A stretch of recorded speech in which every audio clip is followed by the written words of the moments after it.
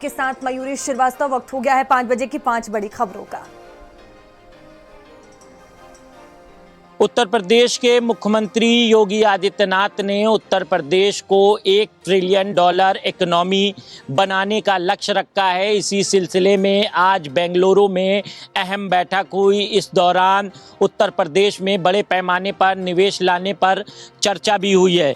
दरअसल यूपी को $1 trillion economy बनाने का लक्ष्य रखा गया है, जिसमें आज इन मोबी के पीयूष शाह से निवेश पर अहम बातचीत मुख्यमंत्री योगी आदित्यनाथ की हुई है। इसके अलावा यूलू के जो अमित गुप्ता हैं, उनके साथ भी सीएम योगी आदित्यनाथ की बैठक हुई है। दरअसल उत्तर प्रदेश को एआई हब बनाने की तैयारी है और एआई में बड़े पैमाने पर जो ग्लोबल कंपनी हैं, उनके निवेश को लेकर भी तमाम चर्चाएं हुई हैं। उनको न्योता दिया गया है कि उत्तर प्रदेश में आकर निवेश करें। इस पूरी बैठक में जो Bangalore UP global growth dialogue में सीएम ने आह्वान किया था निवेश के लिए, इस पर जो गूगल क्लाउड सीटीओ तरुण पंत हैं, उनका बयान आया है कि ग्लोबल टीम की सीएम के साथ सकारात्मक बैठक हुई है और इस बैठक में जो ग्लोबल गूगल क्लाउड सीटीओ हैं, उनका कहना है कि हम इच्छुक भी हैं उत्तर प्रदेश में निवेश करने के लिए। तो तमाम चर्चाएं आज बेंगलुरु में हुई है। फिलहाल अब उत्तर प्रदेश को एआई हब बनाने की तैयारी है। इसी क्रम में मुख्यमंत्री योगी आदित्यनाथ लगातार जो बड़ी बड़ी कंपनी हैं, उनको उत्तर प्रदेश में निवेश करने का न्योता दे रहे हैं। राजधानी लखनऊ के अलीगंज इलाके में जिस तरह से भीषण अग्निकांड हुआ और 15 लोगों को अपनी जान गंवानी पड़ी, उसके बाद उत्तर प्रदेश के मुख्यमंत्री योगी आदित्यनाथ ने अधिकारियों को साफ निर्देश दिया कि जिस तरह से जो बिल्डिंगें तमाम बन रही हैं, उनको चेक किया जाए। लिहाजा 15 दिनों का ये विशेष अभियान चलाया गया है। राजधानी लखनऊ सहित उत्तर प्रदेश के अलग अलग इलाकों में जो तमाम बिल्डिंगें हैं, उनको चेक किया जा रहा है। ये देखा जा रहा है कि नक्शा उन्होंने पास कराया है या नहीं कराया है। इसके अलावा जो मानक है वो क्या पूरे किए गए हैं, जो नॉर्म्स है उनको पूरा किया गया है। और आज आपको बता दूं कि एलडीए और फायर विभाग की टीम लगातार अभियान चला रही है। लखनऊ की बात करें तो ग्रेविटी जो कोचिंग है उसको सील कर दिया गया है। इसके अलावा जो आइलैंड है उसको जो है सील करने की कार्रवाई की गई है। इसके अलावा आकाश सहित जो तमाम कोचिंग सेंटर हैं, वहां पर भी व्यापक चेकिंग अभियान चलाया गया है।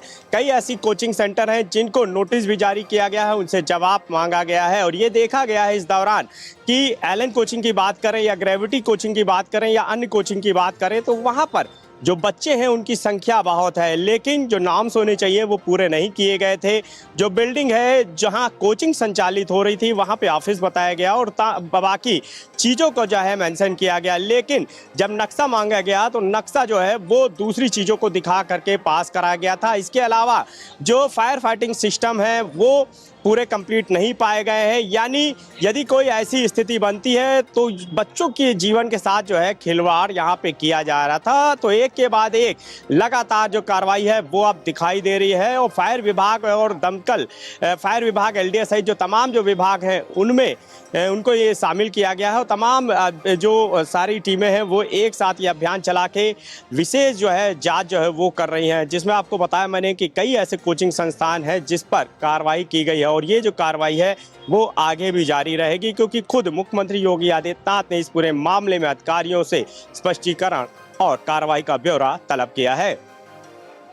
अयोध्या में श्री राम जन्मभूमि मंदिर की दान राशि और चढ़ावे से जुड़े कथित गबन प्रकरण में एसआईटी द्वारा प्रारंभिक रिपोर्ट शासन को सौंपे जाने के बीच मंगलवार को राम मंदिर परिसर स्थित शेषावतार मंदिर के शिखर पर भव्य ध्वजारोहण समारोह आयोजित किया गया। कार्यक्रम में श्री राम जन्मभूमि तीर्थ ट्रस्ट के महासचिव चंपत राय, ट्रस्टी डॉक्टर अनिल मिश्र तथा गोपाल राव मौजूद रहे और व्यवस्थाओं का संचालन करते दिखाई दिए। रामनगरी के प्रमुख संतों ने वैदिक मंत्रोच्चारण के बीच ध्वजारोहण समारोह संपन्न कराया। समारोह के दौरान संतों ने कहा कि दान प्रकरण को लेकर किसी निष्कर्ष पर पहुंचने में जल्दबाजी नहीं करनी चाहिए। एसआईटी जांच जारी है और अंतिम रिपोर्ट आने के बाद ही स्थिति स्पष्ट हो पाएगी। संतों ने विश्वास जताया है कि जांच में सत्य सामने आएगा और दूध का दूध पानी का पानी हो जाएगा। इसी बीच राम भक्त अनीता भारद्वाज की एक शिकायत भी चर्चा में है। अनीता ने सोशल मीडिया पर दावा किया है कि उन्होंने रामलला को अर्पित करने के लिए चांदी का कौवा बनवाया था। जिसकी रसीद और फोटो बाद में भेजने का आश्वासन दिया था, लेकिन कई महीने बीत जाने के बाद भी उन्हें जवाब नहीं मिला। हालांकि इस संबंध में ट्रस्ट अथवा चंपत राय की ओर से अभी तक कोई आधिकारिक प्रक्रिया नहीं आई है। आपको बता दें कि अनीता ने दावा किया है कि उन्होंने बकायदा कौवा जो चांदी का बनाया था, जो प्रभु राम को बाल रूप में जब राम थे तब वो कौवे से खेलते थे, इसलिए उन्होंने चांदी का कौवा बना करके चंपत राय को भेंट किया था कि ये गर्भगृह में जहाँ भगवान राम विराजमान है वहाँ इसको स्थापित किया जाए, दिया गया था। और चंपत राय ने, उनका आरोप है कि उन्होंने ऐसा बताया है कि जो है उन्होंने चंपत राय को जो है एक बकायदा जो है कौवा दिया था और कहा था कि इसकी रसीद और फोटो हमें दे दीजिएगा, लेकिन उनका ये भी दावा है, आरोप है कि अभी तक वो न रसीद मिली है न फोटो मिला है कि वो कहाँ है, किसके पास है।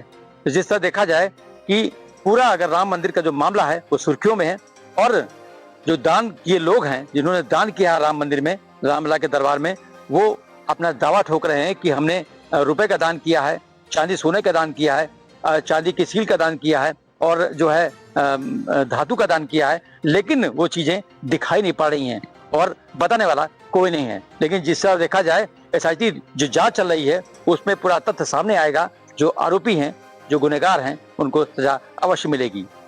इंदौर के राजा रघुवंशी जैसा मामला एक बार फिर सामने आया है। ये मामला पुणे जिले का बताया जा रहा है, जिसमें मंगेतर जो है अपने होने वाले पति की हत्या कर देती है।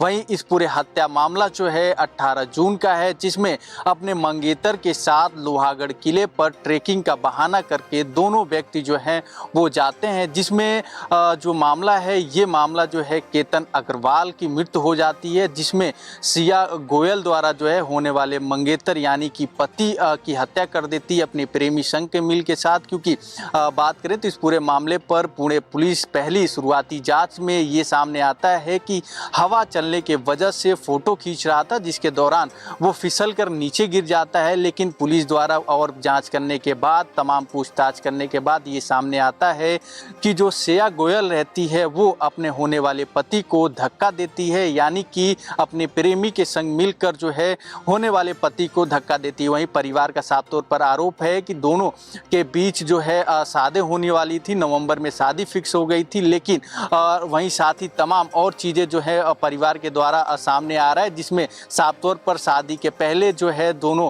लोग जो हैं वो बाली जाने वाले थे, टिकट बुक हो गई थी, लेकिन सिया द्वारा पासपोर्ट फाड़ दिया जाता है। वहीं पर प्री वेडिंग शूट जो है लोहागढ़ किले में आयोजित होने वाली थी, उसको भी पूरी तरीके से कैंसिल कर दिया जाता है। तो इस पूरे मामले को जब पुलिस पूछताछ की तो ये सामने आया कि सिया गोयल जो है अपने प्रेमी यानी कि चेतन के साथ मिलकर अपने जो होने वाला पति था केतन की हत्या कर देती है, और पूरे मामले पर जो है पुलिस द्वारा गिरफ्तारी कर लिया जाता है और तमाम पूछताछ जो है वो किया जा रहा है। लेकिन साफ तौर पर देखा जाए तो इसके पहले भी इंदौर में राजा रघुवंशी के साथ ऐसी घटनाएं हो चुकी थी। उसके बाद अब पुणे के जो है लोहागढ़ किले से ये मामला जो है सामने आते हुए नजर आ रही है।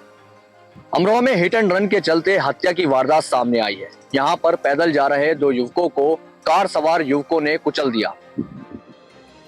हादसा का रूप देने के लिए दोनों युवकों को कुचलकर उनकी हत्या का प्रयास किया गया, जिसमें एक युवक की मौके पर ही मौत हो गई, जबकि दूसरा युवक गंभीर रूप से घायल हो गया। सूचना पर पुलिस मौके पर पहुंची और आक्रोशित परिजनों ने जाम लगा दिया। करीब 3 घंटे बाद जाम खोला गया, जिसके बाद पुलिस ने शव को पोस्टमार्टम के लिए भेजा और मामले में रिपोर्ट दर्ज की गई है। दरअसल पूरा मामला यह रहरा थाना क्षेत्र के गांव खेलिया खालसा का है। यहाँ के निवासी रामनिवास अपने साथी के साथ घर से पैदल घूमने के लिए बाहर निकले थे, तभी सुनियोजित तरीके से पीछे से आई कार सवार युवकों ने दोनों को कुचल दिया।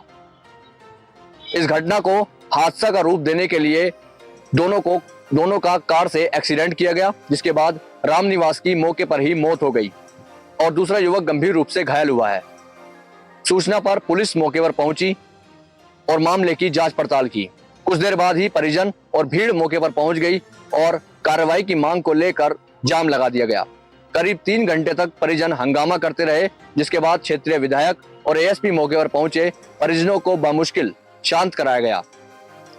पूरे मामले में 2 नामजद सहित 4 अज्ञात लोगों के खिलाफ पुलिस ने मुकदमा दर्ज किया है, लेकिन आरोपी अभी भी पुलिस की पकड़ से दूर है। शव जैसे ही घर पहुंचा तो परिजनों ने आरोपी के एनकाउंटर और उनके घर बुलडोजर चलवाने के लिए हंगामा किया। परिजनों का कहना है कि आरोपियों पर का एनकाउंटर किया जाए। पुलिस पूरे मामले की जांच पड़ताल में जुटी हुई है और आरोपियों की तलाश जारी है। और सीधे आपको ले